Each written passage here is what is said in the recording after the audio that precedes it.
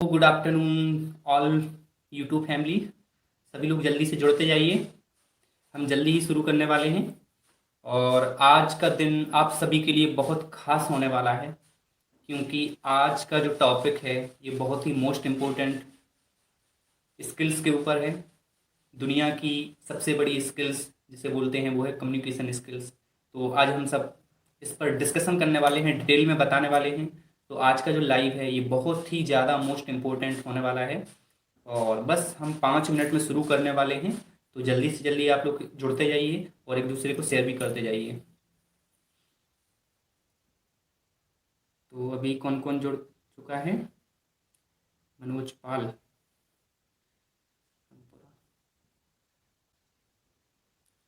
और जल्दी से जल्दी सभी लोग जुड़ते जाइए।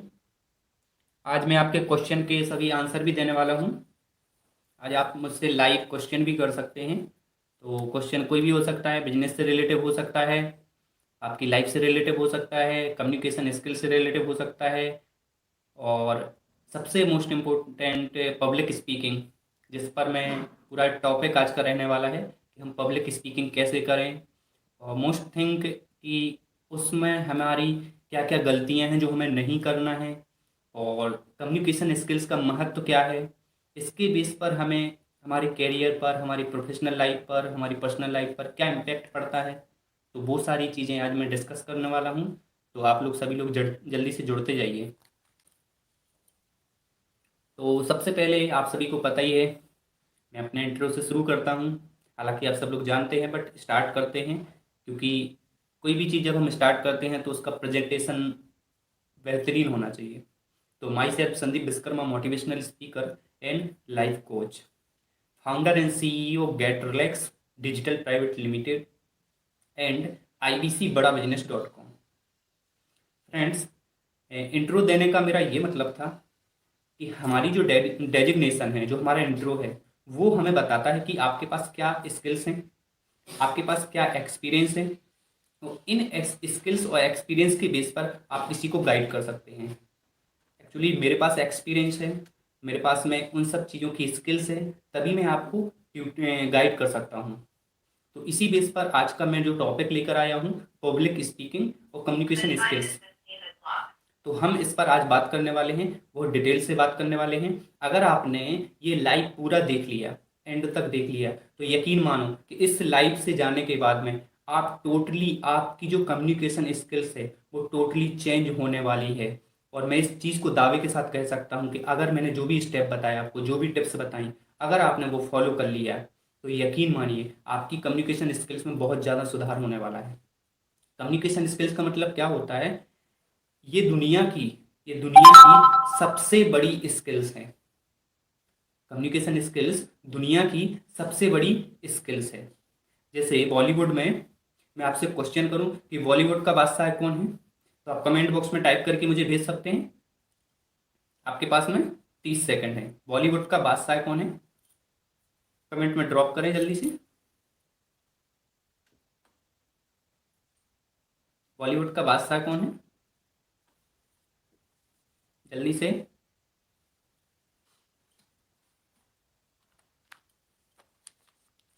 कमेंट बॉक्स में टाइप करें बॉलीवुड का बादशाह कौन है।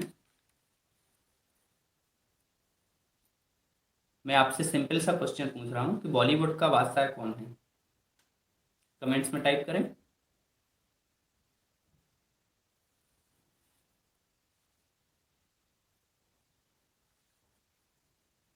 Shahrukh Khan, very good. Manoj Pal ji, very good, Shahrukh Khan. Next question, जंगल का राजा कौन है?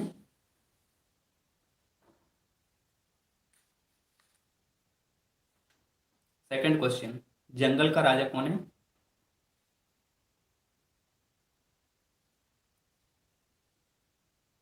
You have a 30 second. जंगल का राजा कौन है?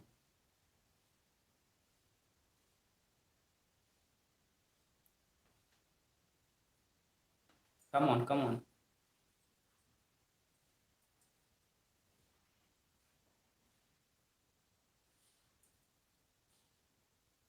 Lion, Sanskriti blog, lion, right. जिस प्रकार से जंगल का राजा लायन है, जंगल का राजा शेर है, बॉलीवुड का बादशाह शाहरुख खान है, उसी प्रकार से दुनिया की सबसे बड़ी जो स्किल्स है उसका राजा है कम्युनिकेशन स्किल्स। ये एग्जाम्पल पूछने का, ये क्वेश्चन पूछने का मेरा ये मतलब था कि अगर दुनिया की सबसे बड़ी स्किल्स कम्युनिकेशन स्किल्स है तो हम इस पर फोकस क्यों नहीं करते हैं, हमारा ध्यान इस पर क्यों नहीं जाता है। और आप सभी जानते होंगे कि दुनिया की सबसे बड़ी स्किल्स कम्युनिकेशन है। दुनिया का सबसे बड़ा डर स्टेज फियर है, जैसे ही हम स्टेज पर जाते हैं तो ऐसे ऐसे कांपने लगते हैं। सेकंड थिंग कि अगर इमोशंस की बात करें कि दुनिया का सबसे बड़ा इमोशंस क्या है, तो वो है एंगर, गुस्सा। इमोशंस का राजा गुस्सा है, स्किल्स का राजा कम्युनिकेशन स्किल्स है।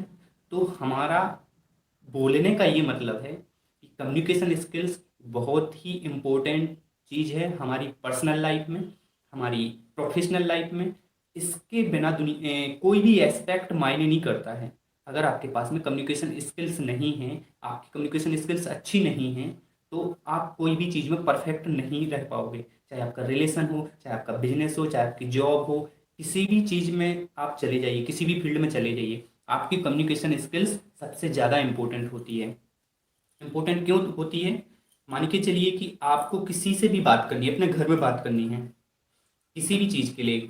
मान के चलो आप एक स्टूडेंट हैं, अपने पेरेंट्स से बात कर रहे हैं, किसी चीज़ के लिए आप उनको कन्विंस कर रहे हैं कि पिताजी मुझे ये चाहिए या मम्मी जी मुझे ये चाहिए, तो वहाँ पर भी कम्युनिकेशन है। कम्युनिकेशन, अगर वहाँ पर कम्युनिकेशन का गैप आ गया, आपकी जो थिंक है, आपका जो पॉइंट ऑफ व्यू है, अगर पेरेंट्स से मैच नहीं हुआ, तो आप जो कन्विंस करना चाहते हैं वहाँ पर आप उनको कन्विंस नहीं कर पाओगे। और आप जिस चीज़ के लिए उनसे पैसे मांग रहे हो या हेल्प मांग रहे हो या कोई भी चीज़ के लिए आप उनको मना रहे हो या कन्विंस कर रहे हो, तो वहाँ पर अगर आपकी कम्युनिकेशन स्किल्स अच्छी है तो आप उनको समझ पाओगे और आप उनको समझा पाओगे। सबसे बड़ी चीज़ क्या होती है? हर इंसान अपने पॉइंट ऑफ व्यू को सेल करता है, बेचता है। और जैसे ही आपने सामने वाले को, यानी अपने पेरेंट्स को समझा दिया कि एक्चुअल में मैं क्या कहना चाहता हूँ और मैं क्या चाहता हूँ, तो वैसे ही आपकी जो कम्युनिकेशन स्किल्स है वो काम कर जाएगी। अब कम्युनिकेशन स्किल्स में एक चीज़ और इम्पोर्टेंट होती है, वो क्या होता है? मैं आज आपको उसके 3 जो स्टेज होते हैं कम्युनिकेशन स्किल्स के, वो 3 स्टेज में बारी बारी से आपको बताने वाला हूँ डिटेल में, वो कैसे काम करते हैं और क्या होते हैं। पहली चीज़, कम्युनिकेशन स्किल्स की 3 स्टेजें होती हैं। पहली पहली होती है मीटिंग।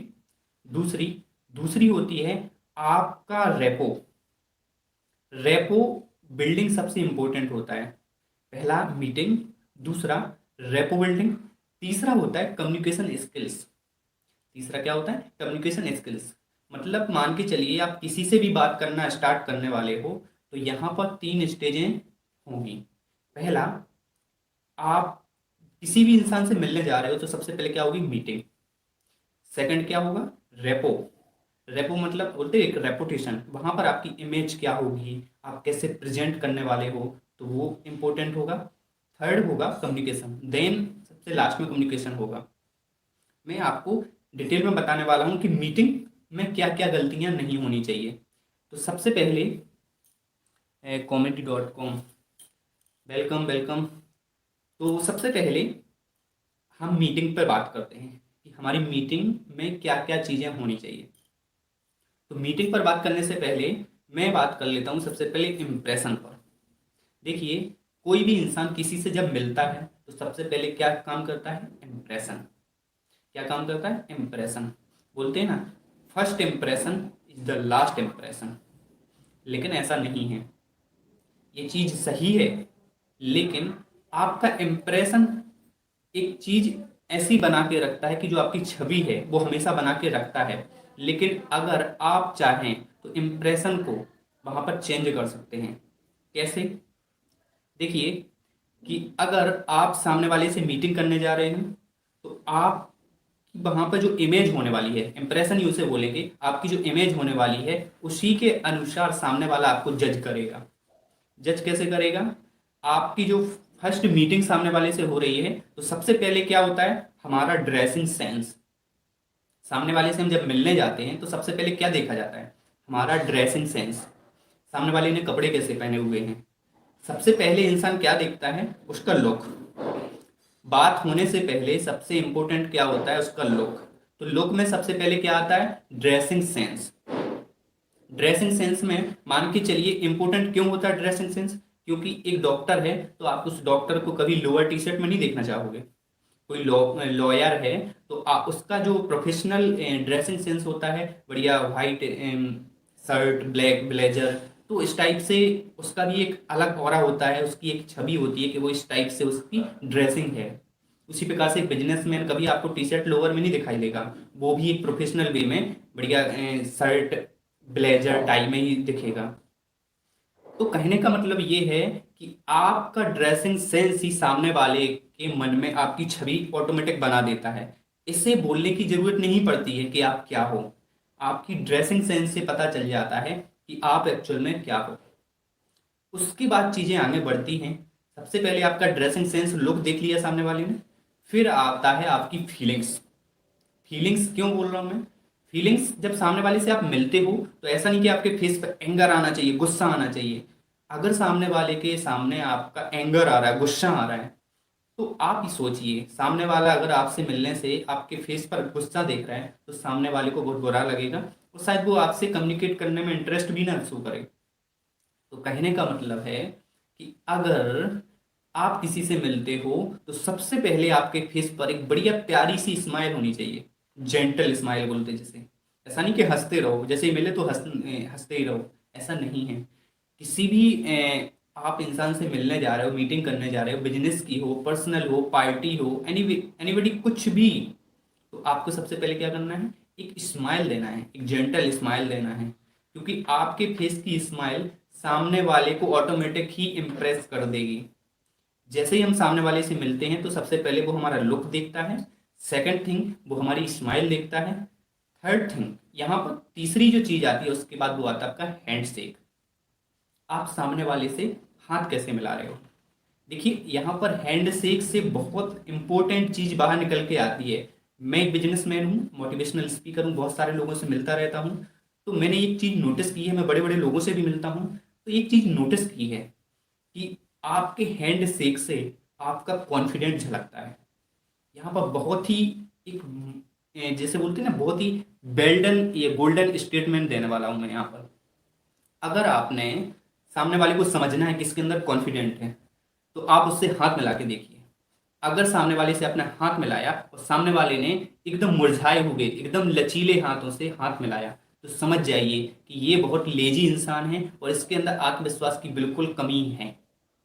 लेकिन वहीं आपने उससे हाथ मिलाया और सामने वाले ने बहुत ही स्ट्रोंग तरीके से, एक जेंटल तरीके से हाथ मिलाया, स्ट्रोंग तरीके से, और उसको हैंड शेक किया, तो आप साफ साफ समझ सकते हैं कि सामने वाले के अंदर कॉन्फिडेंट है। और वहां पर कॉन्फिडेंट के साथ में एक चीज और क्लियर हो जाएगी कि इस बंदे के पास में पर्सनालिटी डेवलपमेंट और कम्युनिकेशन का भी नॉलेज है। ऐसी छोटी छोटी चीजों से आपको पता चल जाएगा कि एक्चुअल में कम्युनिकेशन काम कैसे करता है। सबसे पहले क्या होगा, आपका लुक, जहां पर ड्रेसिंग सेंस। सेकंड क्या होगा, आपकी फीलिंग्स, इमोशंस। आपकी स्माइल आ रही है, आपका फेस एंगर है, आप किसी डाउट्स में या कुछ और ही सोच रहे हैं, या आप स्माइल दे रहे हैं। फिर आता है आपका हैंडशेक, आप सामने वाले से हाथ कैसे मिला रहे हो। नेक्स्ट थिंग कि आप सामने वाले से मिलने के बाद आपका पोस्चर कैसा रहता है। ऐसा नहीं कि सामने वाले से मीटिंग करने के बाद आप एकदम झुके हुए बैठे हो, झुके हुए मुरझाए हुए बैठे हो, तो समझ जाएगा सामने वाला कि या तो ये इंटरेस्टेड नहीं है, ये बहुत लेजी इंसान है। तो ऐसे में आपको अपना पोस्चर स्ट्रेट रखना है, एकदम ही स्ट्रेट नहीं रखना है, बिल्कुल नॉर्मल वे में। अगर आपका पोस्चर बहुत अच्छा है तो सामने वाले का इंप्रेशन आप पर बहुत अच्छा आने वाला है। आप देख सकते हैं कि मेरा पोस्चर बिल्कुल स्ट्रेट है, वो एकदम नॉर्मल जेंटल वे में, एकदम स्ट्रेट भी नहीं हूँ, एकदम झुका हुआ भी नहीं हूँ। तो हमारा जो पोस्चर है वो सामने वाले के माइंड में एक छवि क्रिएट करता है कि किस टाइप का इंसान है।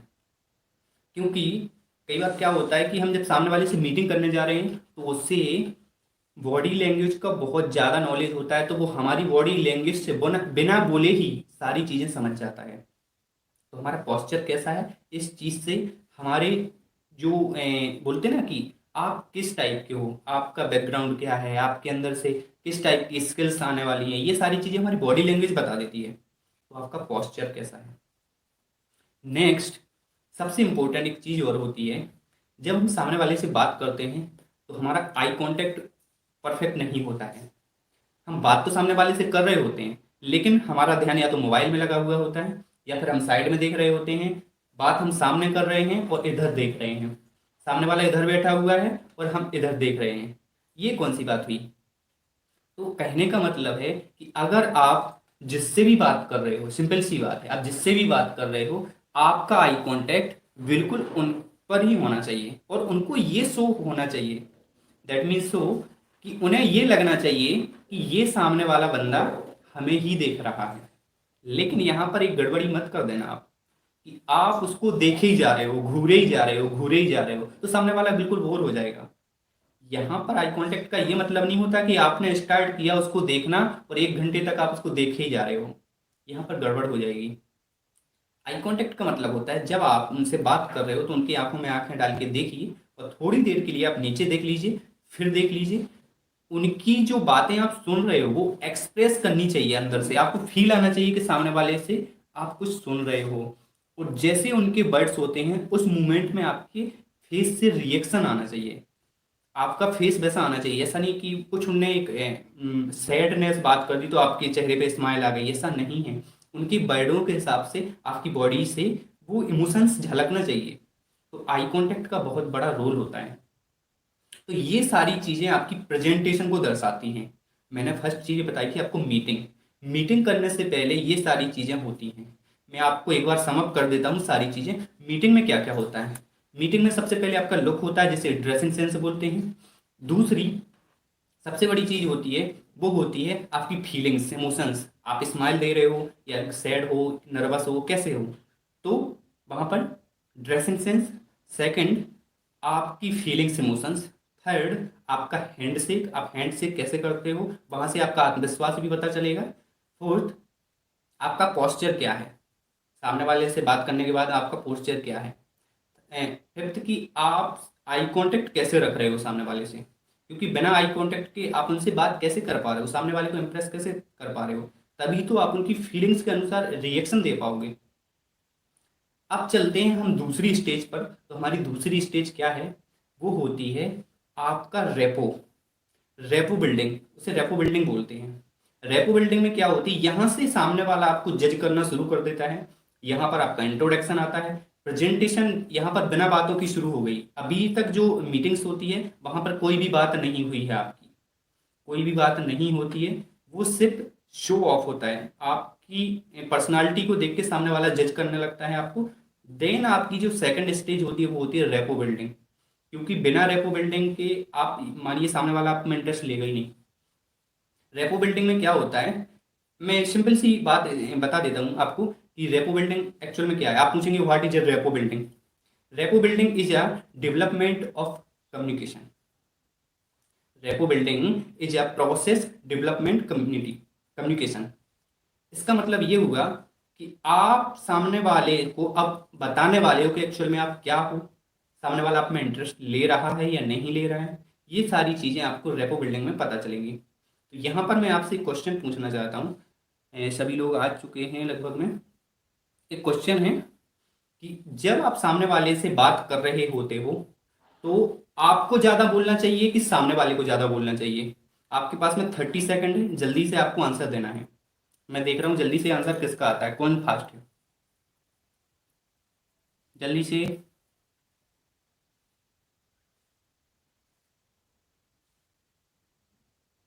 क्वेश्चन अगेन, आप जब किसी से बात करते हो तो सबसे ज्यादा आपको बोलना चाहिए कि सामने वाले को बोलना चाहिए।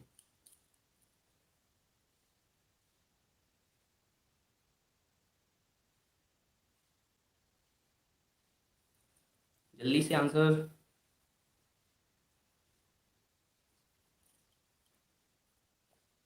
देख रहा हूँ आंसर जल्दी नहीं आ रहा है।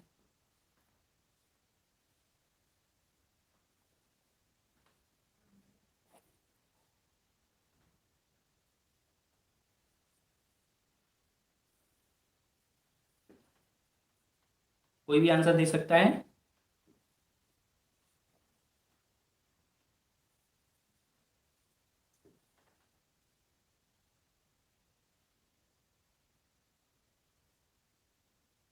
10 सेकेंड लास्ट।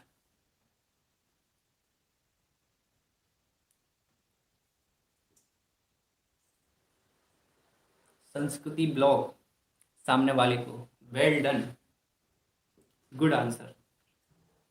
देखिए होता क्या है कि जब हम किसी से कम्युनिकेट करते हैं, दो लोगों की आपस में कम्युनिकेशन होती है, तो हर कोई इंसान चाहता है कि मैं अपने आप को दिखा दूं कि मैं बेटर हूं, मैं बेटर हूं।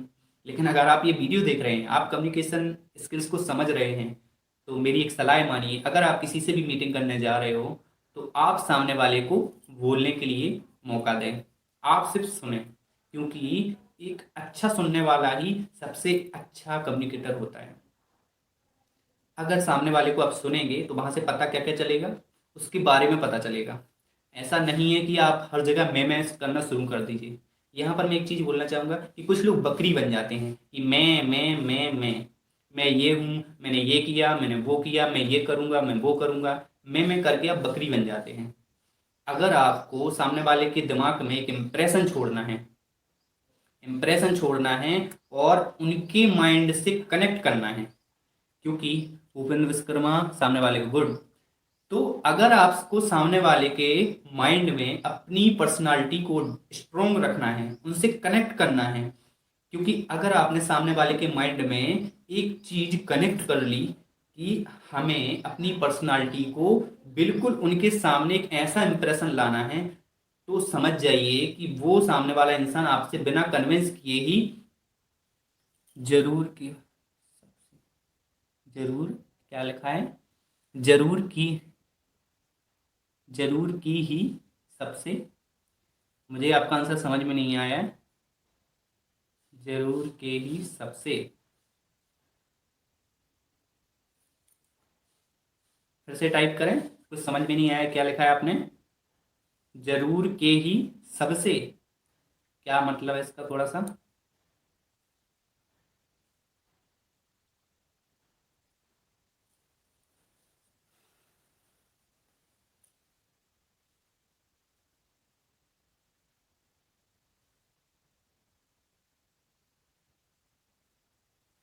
चलिए हम आगे बढ़ते हैं। देखिए मेरा कहने का मतलब ये है कि जब आप सामने वाले के माइंड में अपनी छाप छोड़ जाते हैं, अपना इंप्रेशन छोड़ जाते हैं, तो सामने वाला आपको फिर नहीं भूलता है। उसे ये लगता है कि मजा आ गया यार, इससे बात करके मुझे मजा आ गया। इसलिए आपकी जो सेकंड थिंक होती है, आपको मतलब जो सेकंड स्टेज है इसमें, वो है आपकी रेपो बिल्डिंग। आपको रेपो बना के चलनी है। तो रेपो में क्या होता है, ग्रीटिंग होती है।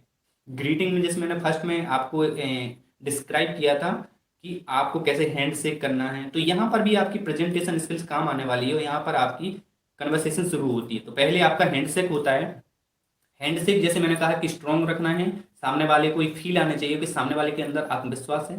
तो आपका हैंडशेक शुरू होगा और आपका इंट्रो शुरू होगा, जैसे कि hello my self Sandeep Vishwakarma, और सामने वाला अपना इंट्रो देगा। लेकिन यहाँ पर हर इंसान एक गलती करता है, जिसे कम्युनिकेशन का नॉलेज नहीं है।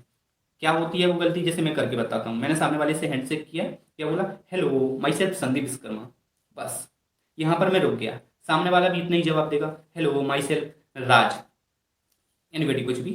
तो कहने का मतलब ये है कि हम जितना बोलेंगे, सामने वाला भी उतना ही बोलेगा। पहली चीज, जब आप किसी से मिलने जाते हैं तो हमें उसके बारे में जानने के लिए, देखिए कम्युनिकेशन का यहाँ पर साफ साफ अर्थ आ रहा है, कम्युन्यू कम यूनिकेशन, मतलब मुझे नहीं, आपसे, आपसे मुझे जानना है।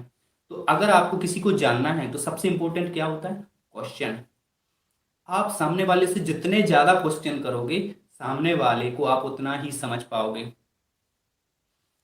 क्या आंसर आया है, जरूरत के हिसाब से, गुड, जरूरत के हिसाब से, बिल्कुल सही कहा। देखिए मैं क्या बोल रहा था कि आप सामने वाले से जितने ज्यादा क्वेश्चन करोगे, आप सामने वाले को उतना ही समझ पाओगे। क्योंकि जो मीटिंग्स होती है वो लंबी, लॉन्ग टाइम नहीं होती है, 5 मिनट की, 10 मिनट की और 30 मिनट की भी हो सकती है।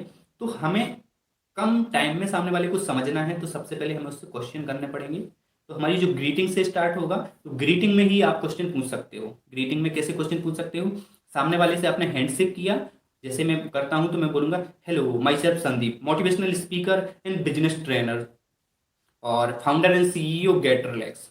मैंने ग्रीटिंग के दौरान ही उसको अपना इंट्रो दे दिया। अब सामने वाला मुझे उसी हिसाब से जज करेगा कि अरे ये बंदा एक मोटिवेशनल स्पीकर है और किसी कंपनी का ओनर भी है। तो अब सामने वाले को मुझे ज़्यादा बताने की उतनी ज़रूरत नहीं है। मैंने अगर किसी से मीटिंग की तो मैं जितना बताऊंगा सामने वाला भी मुझे उतना ही बताएगा, क्योंकि अगर मैंने नाम बस बताया तो सामने वाला भी नाम बताएगा। लेकिन मैंने क्या किया, अपने पीछे का अपनी जो डेजिग्नेशन है उसको बताया, तो सामने वाले की डेजिग्नेशन मुझे मुझे ऑटोमेटिकली पता चल जाएगी। मैंने अपनी डेजिग्नेशन बताई तो सिंपल सी बात है कि सामने वाला भी अपनी डेजिग्नेशन बताएगा या अपने बारे में कुछ ना कुछ बताएगा।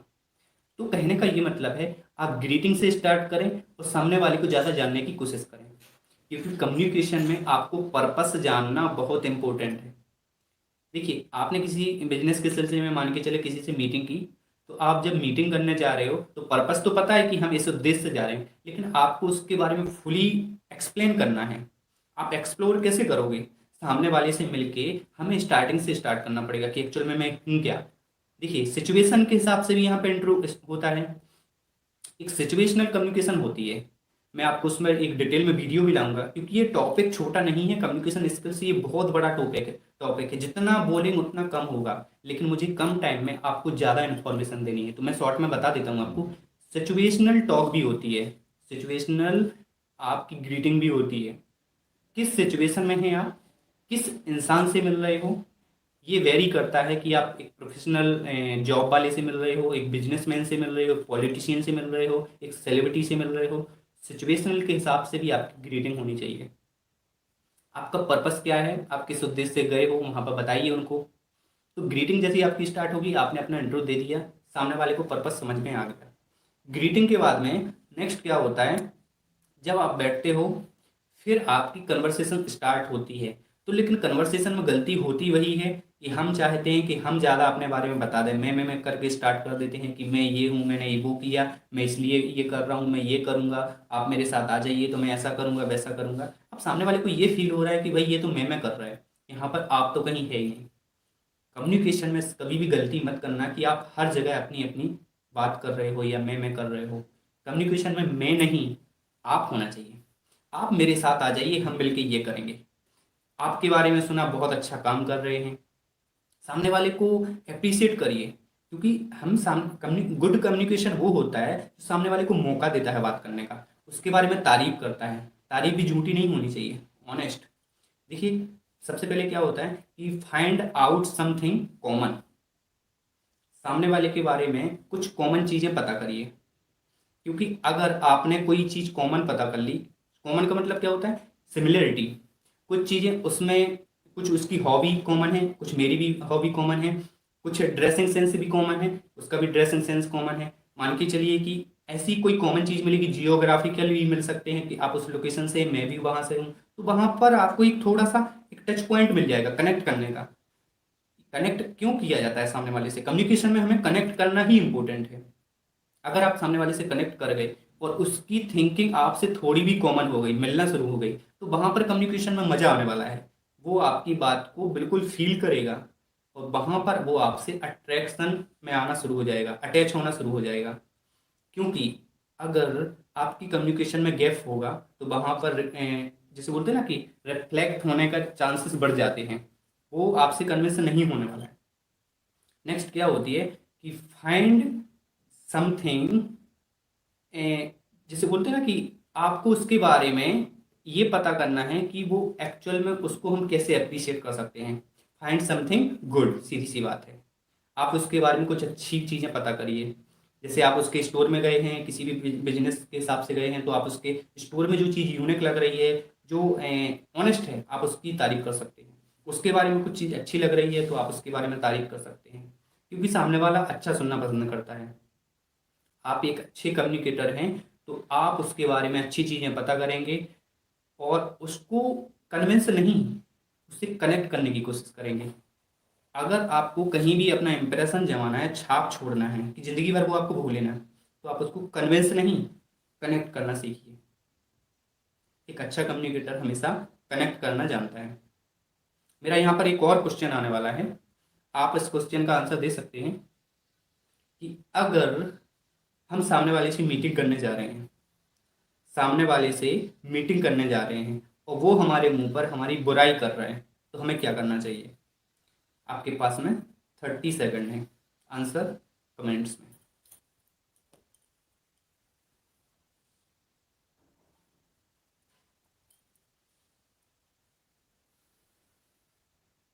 30 सेकंड। सामने वाला हमारे बारे में बुराई कर रहा है तो हमें क्या करना चाहिए?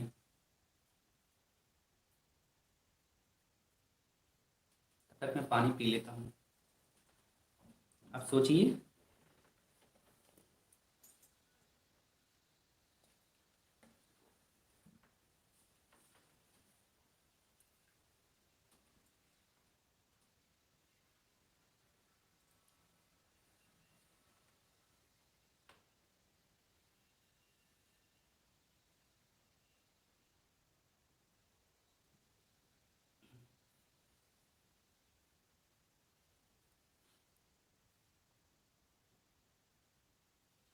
देखिए, कोई बात नहीं, मैं जवाब दे देता हूँ।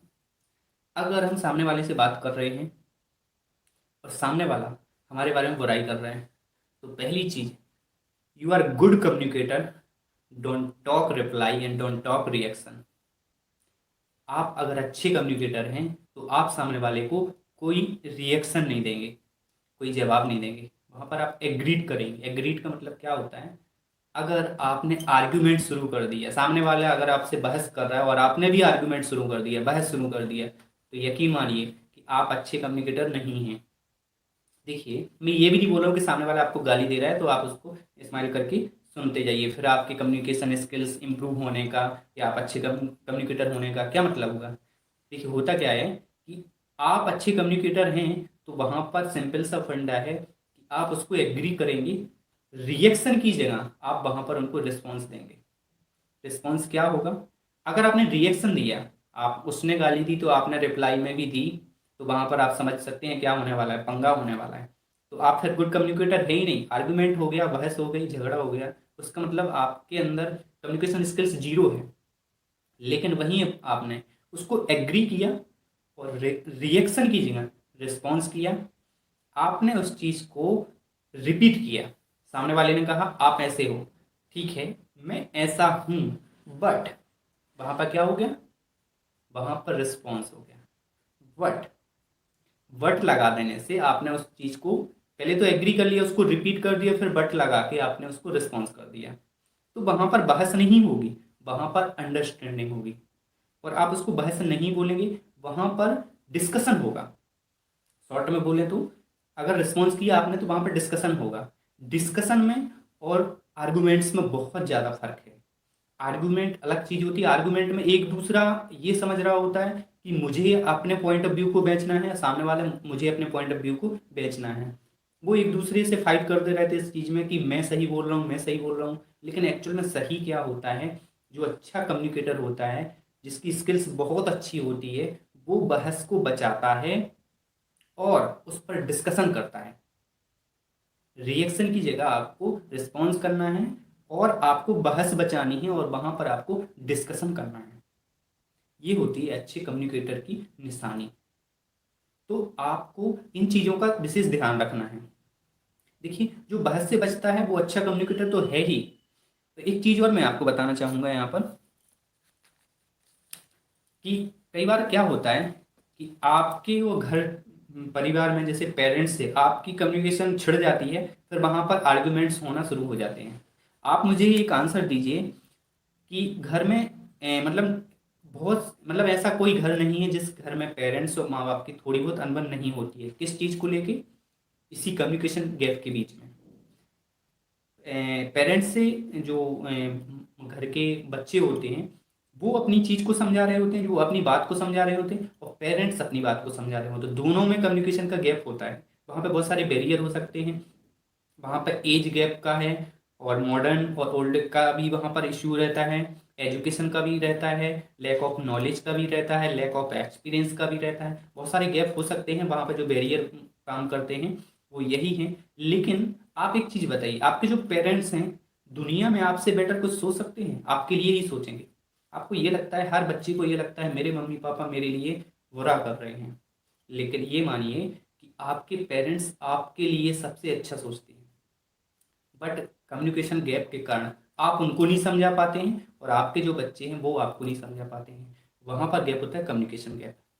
देखिए, आप ये सोचते हैं कि मैं ये चीज़ करना चाहता हूँ, मेरे पेरेंट्स करने नहीं देते, लेकिन पेरेंट्स बोलते हैं ये नहीं करना है। क्यों? हो सकता है आपके पेरेंट्स सही हों, आपने कहीं से इधर उधर से नॉलेज इकट्ठा करी कि मुझे पापा ये बिजनेस करना है या मुझे ये कोर्स करना है, या तो आपके किसी फ्रेंड्स ने बता दिया या आपने किसी यूट्यूब चैनल से देख लिया, कहीं से भी आपने एक इंफॉर्मेशन इकट्ठा करी और वहाँ पे जाके आप उनको समझा रहे हैं, लेकिन आपके पेरेंट्स को क्लियर पता है कि इस चीज़ में फ्यूचर नहीं है, ठीक है, ये चीज़ काम नहीं करने वाली, तो वो आपको समझाने की कोशिश कर रहे हैं, आप उनको समझाने की कोशिश कर रहे हैं, तो यहाँ पे कम्युनिकेशन का गैप आ गया। और इसी वजह से बहुत सारे प्रॉब्लम्स क्रिएट होते हैं, घर में भी क्रिएट होते हैं। मैं घर से ही बात करूँ, एग्जाम्पल दे रहा हूँ घर से, कि आपके मम्मी पापा आपके लिए सबसे बेटर सोचते हैं, बट प्रॉब्लम क्या होती है, आप उनको नहीं समझा पाते, वो आपको नहीं समझा पाते। इस प्रॉब्लम की जड़ जो है वो कम्युनिकेशन गैप है, और इसका सिर्फ एक ही सॉल्यूशन है, वो है अंडरस्टैंडिंग। देखिए, चाहे रिश्ता हो, चाहे बिजनेस हो, चाहे कम्युनिकेशन हो, आप कहीं पर भी हों, कम्युनिकेशन ज़िंदगी के हर एस्पेक्ट में काम आने वाला है। ये ऐसी स्किल्स है कि अगर आप इंसान हो, इंसान के जानवर, उनकी भी कम्युनिकेशन होती है, आपको यहाँ पर रहना है तो आपको बिना कम्युनिकेशन के नहीं रह पाओगे आप। तो आपको अगर अपने पेरेंट्स और अपने बीच में गैप जो है उसको ख़त्म करना है तो आपको अंडरस्टैंडिंग होना पड़ेगा। आपको ये समझना पड़ेगा कि सामने हमारे जो पेरेंट्स हैं वो हमसे क्या बोल रहे हैं, उनका पर्पस क्या है, और वो जिस चीज़ पर बोल रहे हैं अगर आपके पास में उस चीज़ के क्लियर जवाब हैं तो आप उनको बताइए। आर्गुमेंट्स मत करिए, आप उनको उस चीज़ के बारे में क्लियर इन्फॉर्मेशन दीजिए, प्रूफ दीजिए, फिर जाके वो आपका सपोर्ट करेंगे। क्योंकि अगर आपने आर्गुमेंट्स शुरू कर दिए तो फिर अंडरस्टैंडिंग नहीं होगी। अंडरस्टैंडिंग होना बहुत ज़रूरी है। समझ आ गई आपके सामने वाले को कि आप क्या चाहते हैं। कम्युनिकेशन रिश्ते की बात हो गई। यहीं पर मैं यदि बिजनेस का एग्जांपल दूं, सामने वाले को आप कुछ बेच रहे हो, आप सामने वाले को कुछ बेच रहे हो, और वहां पर अगर जो सेलर है वो कस्टमर को ये रियलाइज करा देता है, कस्टमर को एक्चुअल में चाहिए क्या, पहली चीज़ तो सेलर को ये पता होना चाहिए जो भी सेल कर रहा है। अगर कस्टमर की जो नीड्स है उसको पता चल गई एक्चुअल में इसको चाहिए क्या है, तो फिर उसको सेल करने में कोई प्रॉब्लम नहीं होने वाली। तो अगर एक अच्छा मार्केटिंग वाला है, एक अच्छे तरीके से कम्युनिकेशन को समझता है, तो उसे सेल करने में कोई प्रॉब्लम नहीं होती। क्यों? क्योंकि वो कस्टमर की नीड्स को पहले पहचानता है, उसके पर्पस को, उसका मोटिव क्या है, लेने का मोटिव क्या है, क्यों उसको ज़रूरत है, ये सारी चीज़ें समझ लेता है। और ये चीज़ें पता चल गई तो यकीन मान लीजिए आपसे बेटर कम्युनिकेटर कोई नहीं है। तो अंडरस्टैंडिंग होना बहुत ज़रूरी है। आपको मोटिव पता होना चाहिए कि सामने वाले को, ऐसा नहीं है मैं कोई चीज़ डिलीवर्ड, वो कोई भी चीज़ बेच रहा हूँ, कोई भी प्रोडक्ट बेच रहा हूँ, हर इंसान अपना पॉइंट ऑफ व्यू भी सेल करता है। सेल का मतलब होता है मैं अपनी आज आवाज़ को, मतलब अपनी जो टॉक है इसको भी मैं आज बेच रहा हूँ। बेचने का मतलब ये होता है मैं जो बोल रहा हूँ, मैं मेरे जो शब्द हैं उसको भी मैं सेल करता हूँ। कितने लोग इससे एग्री हैं, कितने नहीं हैं, ये चीज़ें मायने रखती हैं। तो हमेशा आपको एक अंडरस्टैंडिंग बना के चलनी है, तब जाके कम्युनिकेशन स्किल्स आपकी काम करेगी। देखिए, मैंने आज आपको 3 स्टेजें बताई हैं। पहली मीटिंग्स, दूसरा रेपो बिल्डिंग, तीसरा कम्युनिकेशन स्किल्स। इसमें क्या क्या गलतियां होती हैं और क्या क्या हमें नहीं करना चाहिए। तो इस चीज़ से आपको पता चल गया होगा कि कम्युनिकेशन एक बहुत बड़ा चैप्टर है। इसके बारे में डिटेल्स आपको, मतलब डिटेल में समझाने के लिए बहुत ज़्यादा लंबा वक्त चाहिए, लेकिन मैंने आपको शॉर्ट में आज जो टिप्स बताई हैं, और अगर आपने इन सारी टिप्स पर काम कर लिया तो यकीन मानिए आप पहली नज़र में सबको इम्प्रेस कर जाएंगे, और आप सामने वाले के माइंड में एक ऐसी छाप छोड़ेंगे कि ज़िंदगी भर आपको नहीं भूल पाएगा। कहीं बार भी काम आ सकती है, आपकी पर्सनल लाइफ में, आपकी प्रोफेशनल लाइफ में, आप कहीं भी इसको यूज कर सकते हैं। इससे क्या होगा कि आपकी छवि अलग बनेगी, आपका इम्प्रेशन आ जाएगा, और इससे आप जो भी काम कर रहे हो उसमें आपकी ग्रोथ हो जाएगी। तो ये टिप्स बहुत इंपॉर्टेंट थी।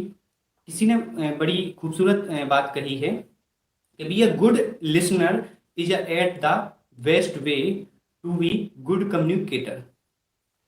इसका मतलब है कि एक अच्छा सुनने वाला एक अच्छा कम्युनिकेटर होता है। तो आपको पहले सुनना पड़ेगा सामने वाले, किसी से भी मिलने जा रहे हैं तो वी आर गुड लिसनर। ये टॉपिक हमेशा याद रखना। आपको सामने वाले को सुनना पड़ेगा, तब जाके आप उसको समझ पाओगे, फिर जो भी चीज़ जिस पर्पज़ से आप गए हैं उसको आप क्लियरली कंप्लीट कर पाओगे। तो मैंने आज जो भी टिप्स बताई हैं आपको, जो भी टॉपिक दिए हैं, सारे आप नोट डाउन कर लें। वीडियो को दोबारा भी देख सकते हैं, कोई दिक्कत नहीं है, मैं अपलोड कर रहा हूँ इसको। तो इससे आपको पता चल जाएगा कि आपकी कम्युनिकेशन स्किल से आपकी लाइफ में कितनी ग्रोथ होती है। अब मैं 2 मिनट बात कर लेता हूँ उस चीज़ पर जिस पर कोई फोकस नहीं करता है।